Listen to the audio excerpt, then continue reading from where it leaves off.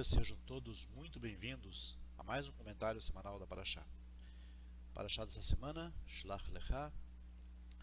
E nesta Parashá, nesta porção da Torá, nós temos uma descrição de forma minuciosa aquele episódio que ficou conhecido como o episódio dos espias, os Meraglim, que eram na verdade os observadores, os investigadores da Terra Prometida.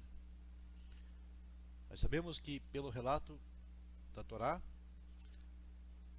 Hashem ordenou a Moisés que escolhesse 12 representantes idôneos, um líder de cada tribo, para que então esses espionassem a terra de Canaã, para estudar então as condições geográficas e também socioeconômicas da terra, para que então, depois de terem observado todos os seus aspectos, eles voltassem então com um relatório minucioso e objetivo. E todo esse episódio começou muito simplesmente, ou seja, de uma forma muito tranquila, muito simples, sem complicações, não tendo de maneira alguma um caráter dramático. Porque nós lemos na Parashá o seguinte: Shlach lecha anashim veyaturu et eretz Knaan asher ani notem livnei Israel. E o Eterno falou a Moisés dizendo: envia para ti homens para que investiguem a terra de Canaã, que eu hei de dar aos filhos de Israel. E nesse ponto, quase todos os comentaristas, os grandes exegetas da Torá, inclusive o Rashi, eles são unânimes na interpretação da recomendação do Eterno, que com as suas palavras, Shlach lecha, envia para ti, ele quis dizer a Moisés o seguinte: eu não te ordeno a enviar esses investigadores, pois eu, o Eterno, conheço perfeitamente a terra que prometi aos filhos de Israel. Mas, se tu, Moisés, quiseres, se o povo insistir, você assim pode fazer. Em outras palavras, enquanto Moisés meditava se o pedido do povo era ou não justificável, veio então a ordem de Deus para ele, para lhe indicar que podia agir segundo o seu critério. É só por essa razão que nós temos a partícula lecha no hebraico, porque só o termo shlach já seria o suficiente. É curioso como de uma coisa de tão pouca importância resultou uma tragédia, uma grande calamidade nacional, de consequências tão graves, chegando os mestres, os grandes sábios, à conclusão de que esse episódio pode ser considerado como sendo o maior desastre interno do povo judeu, pois é a causa do luto nacional religioso desde há 2 milênios, resultado daquela desgraça que o Talmud definiu como Bechiá Ledorot, um choro, um pranto perpétuo pelas gerações. Pois a Parashá narra que depois do povo ter ouvido este nefasto relatório dos espias, levantou-se toda a congregação e gritou, clamou em voz alta: Vaivku ha'am balayla avu. E o povo chorou naquela noite, diz a Torá. Esta triste ocorrência foi comentada pelo Rabino Rabá, em nome do Rav Yohanan no Talmud, pela seguinte analogia: Oto hayom erev tisha be'av haya, amar lachem hakadosh baruch hu, atem bechitem bechia shel hinam, va'ani hovea lachem bechia ledorot.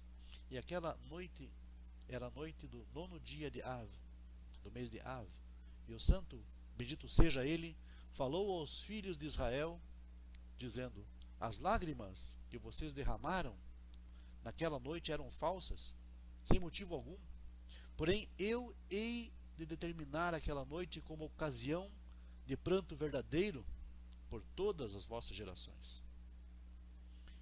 E nós sabemos que na mesma data passados séculos, foram destruídos ambos os templos, tanto o primeiro como o segundo, e foi assinado pelos reis Ferdinando e Isabel da Espanha o decreto de expulsão dos judeus da Península Ibérica, ocorrência considerada pelos historiadores tão dolorosa como a destruição dos dois templos. Além de terem motivado com o seu relatório nefasto a destruição dos dois templos, pelos quais o povo judeu chora, é sabido que os investigadores, esses Meraglim, com as suas informações falsas, deturpadas, exageradas, causariam a morte de toda aquela geração que saiu com Moisés do Egito, privando então, assim, do privilégio de poder entrar na Terra Prometida. Segundo a narrativa da Torá, consta que os israelitas cometeram no deserto duas transgressões muito graves, que foi a fabricação do bezerro de ouro, Egel Hazahav, e o triste episódio dos Meraglim, dos investigadores, dos espias. Na verdade, é bom evitar o uso do termo espiões, pois nós sabemos que o termo tem uma conotação negativa. Nós então traduzimos Meraglim como simplesmente investigadores. À primeira vista, pode parecer que o pecado do bezerro de ouro era muito mais grave, ou foi muito mais grave, que aquele dos investigadores, pois no primeiro caso, transgrediram-se então um dos mandamentos básicos de Aseret Hadibrot, os chamados 10 mandamentos, adorando um ídolo e aclamando com gritos: Eile Elohecha Israel, este é o teu Deus, ó Israel, ou teus deuses, ó Israel, que te tirou da terra do Egito, ou que te tiraram da terra do Egito. Enquanto no segundo caso pecaram somente por afirmações incorretas, falando mal de Eretz Israel no seu desespero. Mas acontece que todos os mestres, todos os sábios são unânimes na afirmação e na conclusão de que o erro dos investigadores é muito mais penoso e por isso o drástico castigo que fez perecer toda aquela geração no deserto. No caso do bezerro de ouro, as súplicas de perdão de Moshe Rabbeinu foram atendidas de forma favorável como resposta pelo Onipotente, proclamando então: Salachti kedivrecha, eu te perdoei como me pediste. Mas no caso dos Meraglim, a veemente oração de Moisés não foi tomada em consideração. O pecado foi tão grave que nem mesmo a oração de Moisés foi tomada em consideração. E a sua defesa magistral não deu resultado algum, e a sentença de extermínio de toda aquela geração ficou então inalterada. O grande mestre Israel Meir HaKohen, conhecido como Hafetz Haim, analisando o relato desta parashá, observa de forma magistral: feitos, ações individuais ou mesmo coletivas, podem, com o decorrer dos anos, ficarem esquecidos. Nas palavras, mas palavras ficam profundamente gravadas no coração humano, causando graves danos. Aqui o Hafetz Haim, na verdade, quer nos mostrar que a palavra pode ser muito mais impactante que a ação. E essa sua definição psicológica está embasada num dito talmúdico ou numa história do Talmud. Rabi Yohanan ben Zakkai, o grande tanaíta do século I, fundador e diretor da famosa academia de Yavne, estudando com os seus discípulos as lamentações, Megilat Eihá, que costuma se ler na véspera e durante o serviço do dia 9 de Av, notou que a letra P no hebraico, no texto hebraico de Eihá, vem antes da letra Ain, o que não é correto, Pois todo mundo sabe que, na verdade, é ao contrário. A letra Ain deveria vir, então, antes da letra Pei. E esse fenômeno, no livro de Eihá, chamou a atenção. Qual, então, seria a explicação plausível dessa troca que encontramos no livro de Eihá? E o Rabi Yohanan Ben Zakkai, na sua análise muito sábia, responde a esta indagação, dizendo: o fato do profeta Jeremias ter posto no seu relato o Pei antes da letra Ain não é ocasional, nem mesmo um esquecimento temporário causado pela emoção, a sua profunda dor pela destruição do templo. O que o profeta Jeremias, na verdade, quis dizer aqui, com essa transposição, com essa inversão de ordens, é que a causa, em síntese, da destruição do templo foi colocar a boca antes dos olhos. Até porque a palavra boca em hebraico, pei, lembra exatamente a letra pei. E olhos em hebraico começam com a letra ain. Então, isso sugere que a causa principal, inclusive como Eihá está relacionado, a leitura de Megilat Eihá está relacionado ao dia 9 de Av, que foi o episódio causado justamente pelos espias ou pelos investigadores. Nós sabemos que eles também colocaram a boca antes dos olhos, ou seja, falaram antes realmente que o povo todo pudesse observar. A língua, a boca, se antecipou aos olhos e trouxe então grande pecado sobre aquela geração. Os investigadores que Moisés mandou para Canaã relataram verbalmente sobre coisas que não viram e não encontraram, já não falando de fato que com as suas notícias nefastas incitaram o povo a desconfiar das promessas de Deus, que lhes falou que a terra era boa, fecunda e que era de fácil conquista. Numa certa reunião rabínica ocorrida na cidade de Nova York, um dos preletores disse o seguinte: a maior desgraça desta nossa geração é o abuso da palavra. É o fato lamentável de usarmos a boca antes dos olhos, de acreditarmos naquilo que os outros nos contam, sem verificarmos primeiro com os nossos próprios olhos se aquilo que acabamos de ouvir é de fato verídico ou não. Em uma outra época da história, a humanidade, em nenhuma outra época da história, a humanidade esteve tão desnorteada, tão desorientada pela palavra demagógica e política como acontece nos dias atuais. A dialética da nossa geração, o modo de argumentação e de discussão é um palavreado vazio, opera-se com slogan hipócritas, controvérsia carece de lógica, de raciocínio, e este dom maravilhoso que o Criador deu ao homem, que é a palavra, é abusado para envenenar o meio ambiente.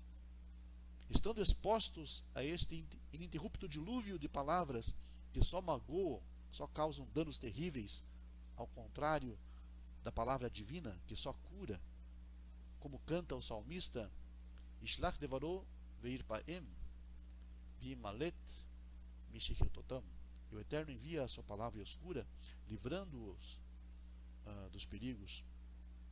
Não sabemos qual crime é maior.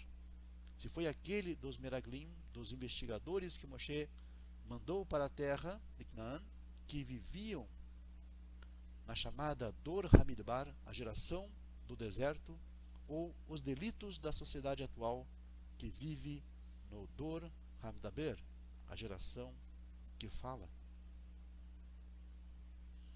Esta constatação motivou o rei Salomão a fixar a máxima tão popular: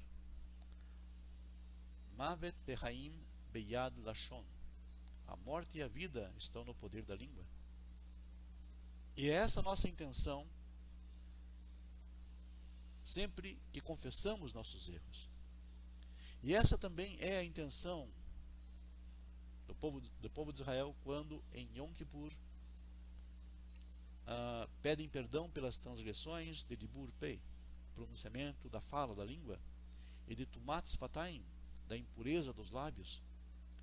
Esse devia ser o motivo que levou o compilador do Sidur, ou um dos compiladores do Sidur, a determinar que a Amidah, por exemplo, que é uma das principais tefilot, começassem com Adonai Sfatai Tiftach, Ufi Yagid Tiglatecha.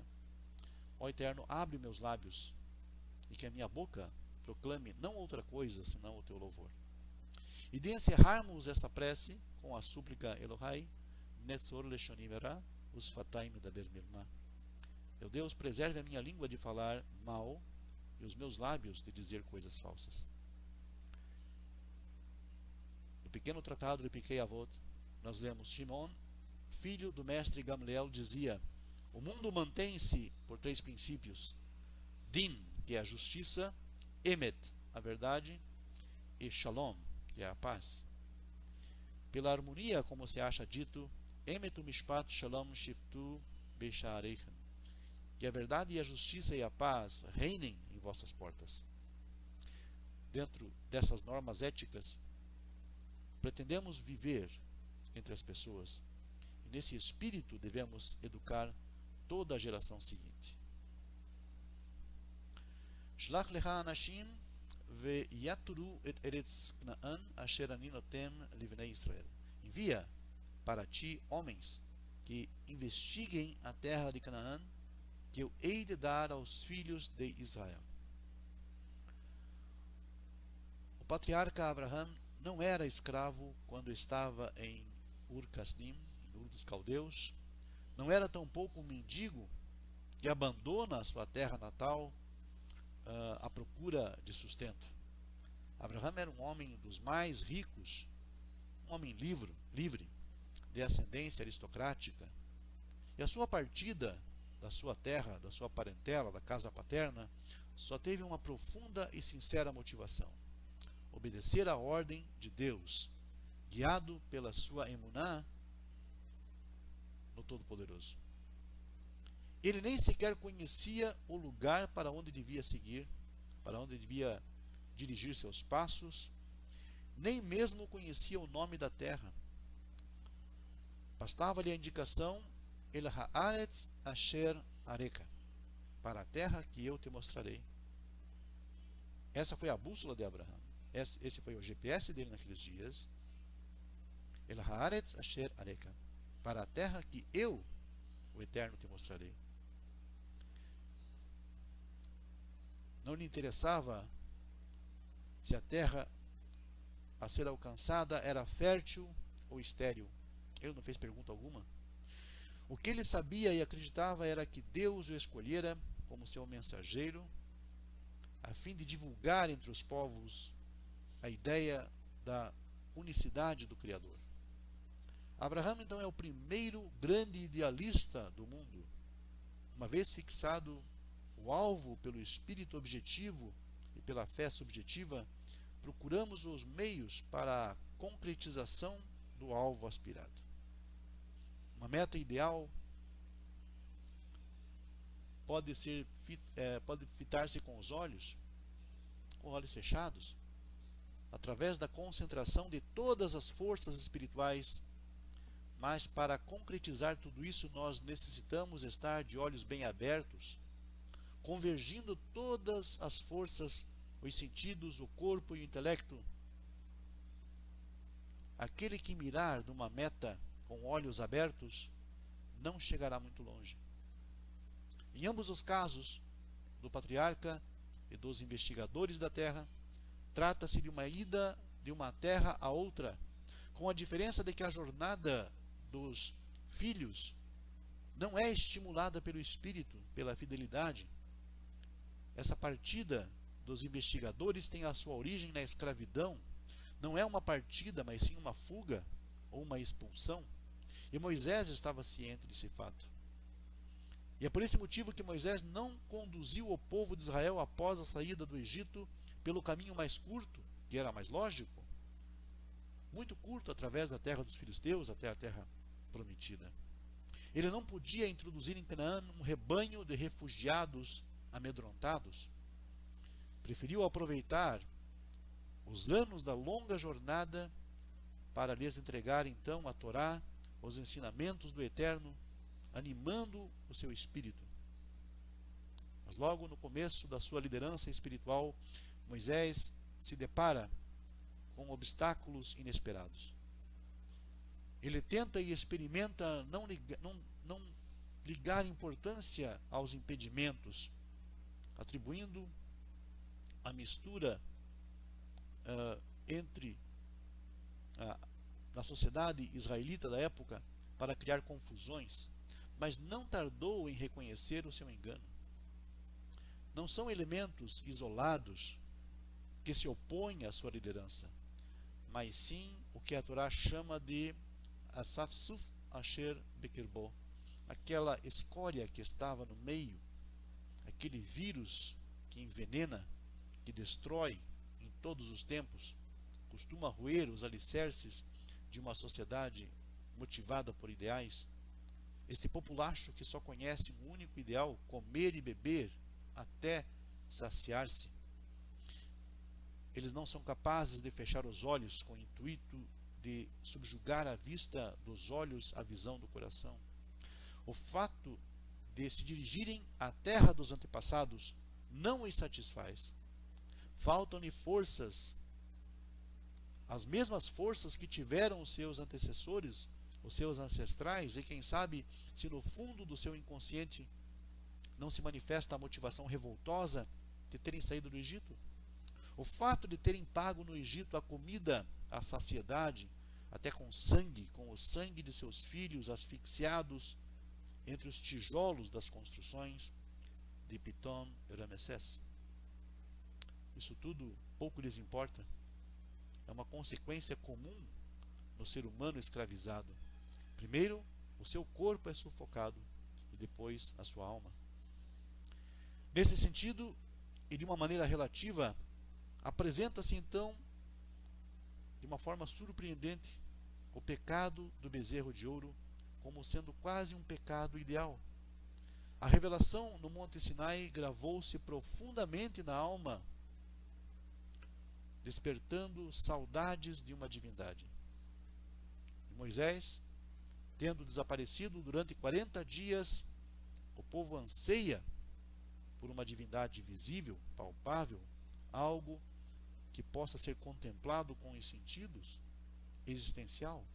No pecado do bezerro não houve humilhação do espírito em favor do corpo, da matéria.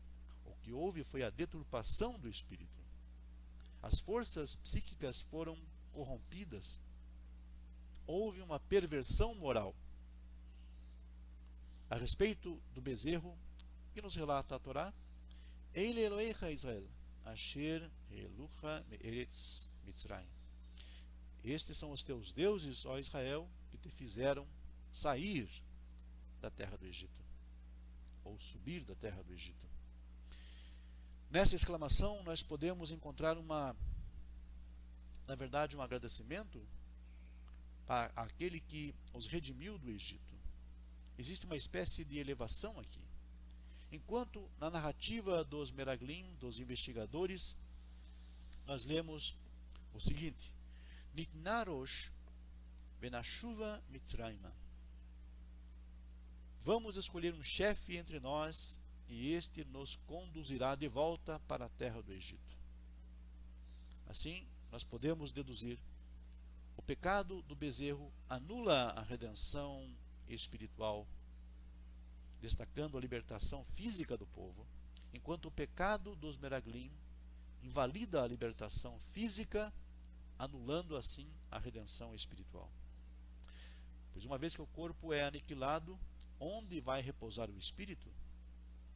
E mais, o fato em si de pretender voltar ao Egito, à escravidão, é uma negação, uma abjuração do espírito do Sinai, que logo na primeira Dibra, no primeiro mandamento, estabelece de forma clara: Anohi Hashem Elohecha asher hotzeticha eretz Mizraim mibeit avadim. Eu sou o Eterno, teu Deus, que te tirei da terra do Egito, da casa dos escravos. Máxima esta que só admite uma única interpretação.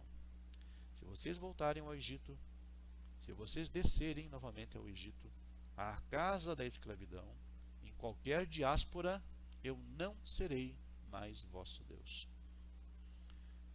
A transgressão, chamada na chuva Mitzraima, voltemos ao Egito, é muito mais grave do que o pecado do bezerro de ouro, e por ser também de maior transcendência, mais severa certamente será a punição. Analisando a complexidade do problema do ponto de vista psicológico, nós chegamos à conclusão de que Moisés ficou decepcionado com o povo. Ele pensou que 1 ano de liberdade bastaria para redimir o seu rebanho daquele espírito maligno que o povo estava imbuído e que o contaminaria durante a sua permanência no Egito. Moisés não se compenetrou da servidão que dominava as suas almas. Eles estavam livres, sim, fisicamente, mas as suas almas ainda continuavam acorrentadas ao Egito. Observando a briga entre dois judeus, Moisés percebeu o caráter da escravidão e concluiu que esses pobres coitados deveriam ser redimidos Beyad Hazaká, por uma mão forte, mas não poderia imaginar que, uma vez libertos, teriam vontade de retornar para o país que lhes ofereceu tantas aflições. Moisés, criado e educado na corte egípcia, renuncia a todo o esplendor e torna-se pastor de um rebanho alheio, de um rebanho que, na verdade, não o aceita como o seu líder. Eis que ele consegue, então, com a ajuda de Deus, tirar este povo da escravidão e da miséria para poderem apacentar o seu próprio rebanho. E agora eles pretendem retornar à opressão. Quando Moisés viu o bezerro de ouro e as danças em torno dele, ele quebrou as tábuas, como nós sabemos, nas quais estavam gravadas vários mandamentos, e entre eles, Lota'aselecha pesel, não farás para ti imagem ou figura alguma. Mas, quando ouviu o povo reclamar, Nitnarosh benashuva Mitzraima, dá-nos um líder e voltemos ao Egito, o que podia Moisés quebrar dessa vez? Quebrar toda a odisseia da saída do Egito? É por isso que o Eterno lhe falou, Shlach lecha, envia para ti, se você quiser, para que você possa conhecer a mentalidade desse povo, para o qual já tantas vezes você implorou perdão. Envia esses meraglim, envia esses investigadores, e então você vai descobrir, Moisés, não a nudez da terra prometida, mas a nudez da alma deste povo, a qualidade boa ou ruim do fruto do seu coração. E esse teste foi de suma importância. Vatissá kol haedah vaitnu et kolam vaikru ha'am balayla hazeh vaikru ha'am balayla hahu. E levantou-se toda a congregação e ergueu suas vozes e chorou o povo naquela noite. Um povo chorando, um povo em marcha chora, e os seus representantes notáveis também choram. Lunat nu beretz Misraim, oxalá nós tivéssemos morrido na terra do Egito. Bamidbar hazeh lu matnu, oxalá tivéssemos morrido nesse deserto. É o que o povo falava. Não é pela sede que pode ser saciada de forma milagrosa, batendo na rocha, que eles choram. Tampouco é da fome que pode ser saciada com o maná que caiu do céu. Choram de medo, que não se pode sobrepujar com milagres. Para vencer o medo, não bastam as palavras de Moisés, e também com a vara ele nada vai conseguir. E se lhes bater fisicamente, acaso essa punição vai curar a sua alma corrompida? Obviamente que não. O medo físico é normal e compreensível, mas onde houver fidelidade, confiança, o temor desaparece. O grande líder sionista Nahum Sokolov, que tão bem conheceu o povo de Israel, decepcionado com a falta de entusiasmo da parte da grande massa judia, afirmou de forma amargurada: será mais fácil tirar o judeu da galut do que a galut do judeu. Agradecemos ao Eterno, protetor de Israel, Shomer Israel, que com o renascimento do Estado judeu, por meio disso, então, entre tantos inúmeros milagres, também o de ter tirado o galut da alma judia. Muito obrigado a todos e até uma próxima oportunidade. Em Mirtz Hashem.